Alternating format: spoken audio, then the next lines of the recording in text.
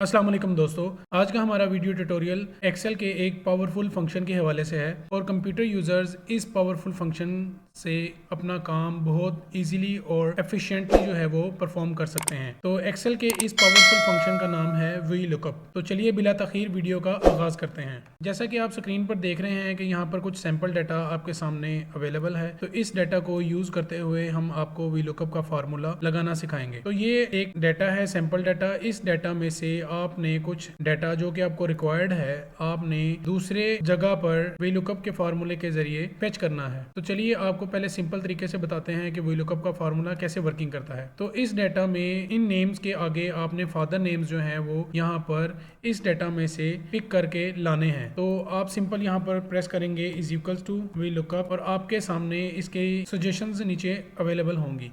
तो first suggestion है lookup value, यानी कि आप किस वैल्यू को बेस बनाना चाहते हैं। तो हम जो नेम है इसको बेस बना लेते हैं। देन आप कोमा प्रेस करेंगे तो सेकंड सजेशन है टेबल अरे, कि आप किस टेबल से जो है वैल्यू पिक करके यहाँ पे लाना चाहते हैं। तो क्योंकि हम नेम को बेस बना रहे हैं तो यहाँ पर भी हम नेम से स्टार्ट करेंगे। यहाँ पर एक पॉइंट नोट कर लें कि जिस कॉलम को आपने बेस बनाना है वो पिक करने वाले डाटा से पहले मौजूद हो। क्योंकि हमने फादर नेम को पिक करना है तो नेम का कॉलम जो है वो फादर नेम से पहले है। तो इस तरह ये फॉर्मूला वी लुकअप का काम करता है। तो हम यहाँ से इसकी रेंज सेलेक्ट करेंगे।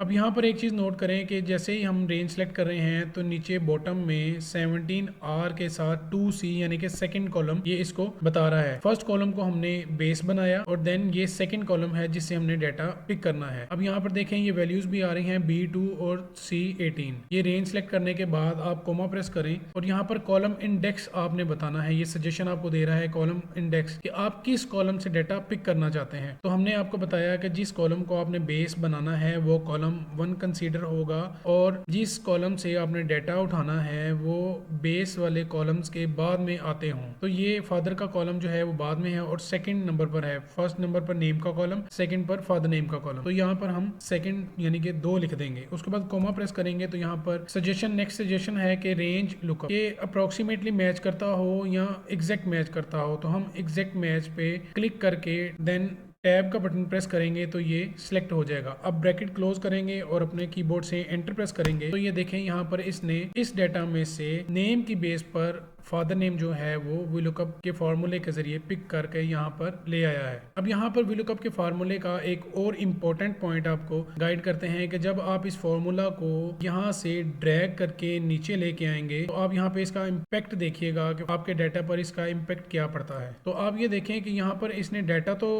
पेस्ट कर दिया है नीचे, यानी कि डाटा तो इस टेबल में से पिक कर लिया है, लेकिन ये डाटा करेक्ट नहीं है। यहाँ पर देखें लास्ट नेम का जो डाटा है वो अवेलेबल नहीं। इसकी वजह ये है कि जब आप फार्मूला ड्रैग करते हैं तो जो आपने रेंज यहाँ पर आप देखें फार्मूला बार में यहाँ पर रेंज आपने जो दी थी वो B2 से C18 तक थी। तो यानी कि कॉलम B ये सेकंड रो B2 से C18 का मतलब कॉलम C और 18 रो नीचे आप देखें 18 रो तक आपने इसकी सिलेक्शन की हुई है यहाँ तक। तो जब आप नेक्स्ट इसको ड्रैग आपने किया, नेक्स्ट अब सेल पे चलते हैं। इस सेल पे आप कर्सर लाएं और देन यहाँ पर फार्मूला बार में क्लिक करें तो देखें कि ये रेंज ऑटोमेटिकली B3 और C19 हो चुकी है, यानी कि फर्स्ट रो को इसने आउट कर दिया है। तो इस प्रॉब्लम को सॉल्व करने का सोल्यूशन ये है कि आपने रेंज को फिक्स करना है। तो वो आपको बताते हैं कि किस तरह आप रेंज को फिक्स करेंगे। आपने सिंपल इस फॉर्मूला पर जो आपने फर्स्ट लगाया है इसको लगाने के बाद जब आपके पास वैल्यूज आ जाएं, या वैल्यूज आने से पहले आप जो कॉलम का नेम है यानी कि B, इससे पहले आप अपने कीबोर्ड से F4 प्रेस करेंगे तो B से पहले और बाद में डॉलर साइन जो है वो लग जाएगा। इसी तरह आप कॉलम जो C है, आगे जो रेंज वाला कॉलम है, इस पर इससे पहले क्लिक करें। कर्सर आने के बाद अपने कीबोर्ड से F4 प्रेस करेंगे तो इसके भी पहले C से भी पहले और बाद में डॉलर साइन जो है वो लग जाएगा। अब आप एंटर प्रेस कर दें। अब इसी फॉर्मूला को जब आप ड्रैग करेंगे देन आप इसका इम्पैक्ट जो है वो अपनी स्क्रीन पर देखिएगा।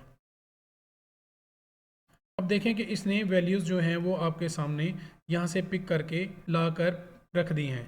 अब ये चेक करते हैं क्या ये वैल्यूज़ ठीक हैं और रेंज भी चेक करते हैं। अब सेकंड सेल पर आते हैं। अब यहाँ पर फार्मूला बार पर देखें कि रेंज फिक्स जब आपने कर दी तो ये रेंज चेंज नहीं हुई। अब यहाँ पर एक और इम्पोर्टेंट पॉइंट है कि जिस वैल्यू को आपने बेस बनाया है, जैसे कि हमने नेम को बेस बनाया है तो नेम तो सेम हो सकते हैं, डुप्लीकेट भी हो सकते हैं। इसलिए आपने यूनिक वैल्यू को बेस बनाना है जो कि डुप्लीकेट उस कॉलम में ना हो, क्योंकि जब आप यहाँ पर देखें कि नेम में यहाँ पर अली आ रहा है और इसी कॉलम में दोबारा नीचे अली आ रहा है, और इसी तरह मेन डाटा से जहाँ से आपने डाटा फेच किया है इस डाटा में भी टॉप पर अली आ रहा है और 13 नंबर पर भी अली आ रहा है। तो वी लुकअप का फार्मूला इस तरह काम करता है कि जब आप फार्मूला लगाते हैं और नीचे तक पेस्ट कर देते हैं, ड्रैग कर देते हैं, तो ये टॉप से स्टार्ट करता है और बॉटम की तरफ जो नीचे की तरफ जो ये काम करता है। तो जब इसको टॉप पर ही सेम वैल्यू मिल जाती है तो ये नीचे वाली वैल्यू तक रीड नहीं करता, बल्कि टॉप की ही वैल्यू का रिजल्ट आपके सामने लाकर पेस्ट कर देता है। अब यहाँ पर देखें कि ये जो डाटा वी लुकअप से इस कॉलम में आया है, अली के बिल्कुल सामने फ़हीम है, उसके फादर का नाम है। इसी तरह नीचे जो अली का नाम है इसके आगे भी फ़हीम का, मोहम्मद फ़हीम का नाम है। इसकी वजह यह है कि इसने दोनों जगह पर जो शुरू पर ही अली के सामने वैल्यू इसको मिल गई थी वही यहाँ से पिक कर कर इस एरिया में ले आया है। तो इसलिए आपने जब भी फार्मूला यूज़ करना है तो यूनिक वैल्यू को बेस बनाना है। वी लुकअप के फार्मूले के ज़रिए आप सेम शीट में, एक शीट से दूसरी शीट में, एक फाइल से दूसरी फाइल में जो डाटा वो है पिक करके ला सकते हैं। अब आपको एक शीट से, यानी कि इस मेन शीट से, ये मेन शीट है, इस शीट से हम सेकेंड शीट जो कि ये शीट है इसमें डाटा आपको ला कर दिखाते हैं। अब जैसा कि हम आपसे यूनिक वैल्यू का जिक्र कर रहे थे, अब इस मेन डाटा में आप देखें कि 17 एंट्रीज़ हैं और इस डाटा में से आप कुछ डाटा पिक करके इस डाटा में लाना चाहते हैं। अब इस डाटा की सीक्वेंस और इस डाटा की सीक्वेंस में फ़र्क है कि जो नेम्स हैं वो ऊपर नीचे इस डाटा में ऊपर नीचे हो चुके हुए हैं।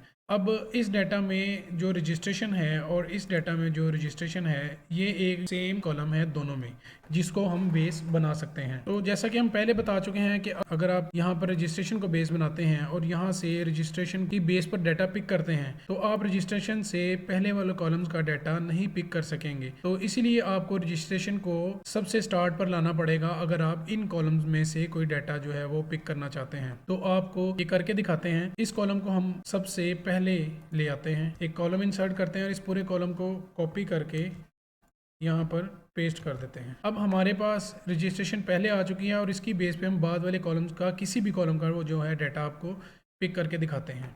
तो यहाँ पर सपोज हम CNAC का डाटा आपके सामने पिक करके लाते हैं। तो हम फार्मूला लगाएंगे is equal to VLOOKUP. Lookup value जो है जिसको हम बेस बना रहे हैं वो है रजिस्ट्रेशन। इसको हमने बेस बनाया, देन हमने कॉमा प्रेस किया। अब टेबल अरे वो पूछ रहा है कि जिस टेबल से आप चूज करके डाटा पिक करना चाहते हैं। तो हम मेन डाटा में आते हैं, प्रीवियस शीट में आते हैं, यहाँ पर हम रजिस्ट्रेशन को बेस बनाते हैं और हमने CNAC तक का डाटा जो है वो पिक करना है। तो हम CNAC के कॉलम तक आ जाते हैं और नीचे तक इसको ड्रैग करके सिलेक्ट कर लेते हैं। सिलेक्ट करने के बाद अब फॉर्मूला आपके सामने ऊपर फॉर्मूला बार में अपेयर है, यहाँ पर आप कॉमा प्रेस करें, देन आपसे वो कॉलम इंडेक्स नंबर पूछ रहा है। तो हमने बेस बनाया है रजिस्ट्रेशन को, तो रजिस्ट्रेशन वाला कॉलम हमारा नंबर 1 हो गया, 1, B कॉलम 2 हो गया, 3, 4 और CNAC का कॉलम नंबर है 5। तो यहाँ पर हम 5 लिख देंगे। इसके बाद हम फिर कॉमा प्रेस करेंगे और फॉल्स एग्जैक्ट मैच को टैब के जरिए सिलेक्ट कर लेंगे, देन ब्रैकेट क्लोज करेंगे और एंटर प्रेस करेंगे। तो ये दोबारा आपको आपकी उस शीट में ले आएगा जहाँ पर आप डाटा पिक करके लाना चाहते हैं। इस फॉर्मूला को ड्रैग करने से पहले आपने वैल्यूज़ को फिक्स कर लेना है। वो हम आपको बता चुके हैं कि वैल्यूज़ आपने जो आपकी रेंज है, जो A1 हमारा कॉलम था, इससे पहले F4 प्रेस करना है और जो E18 था, E से पहले F4 प्रेस करना है, तो हमारी रेंज जो है वो फिक्स हो जाएगी। अब इस फॉर्मूला को हम ड्रैग करके नीचे तक ले आते हैं। तो ये आपका CNAC नंबर वी लुकअप के ज़रिए आप मेन शीट से दूसरी शीट में ला चुके हैं।